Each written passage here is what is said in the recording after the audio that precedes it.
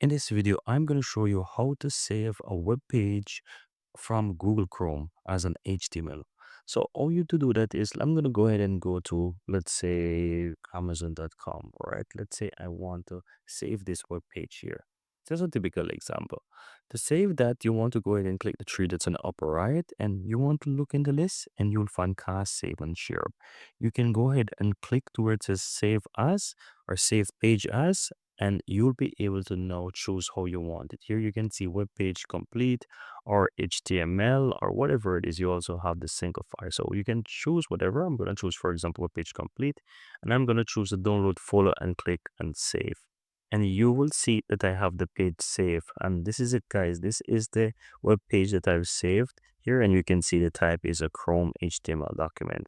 So that's how you can easily go ahead and save a web page from Google Chrome on your computer. Very easy and very simple.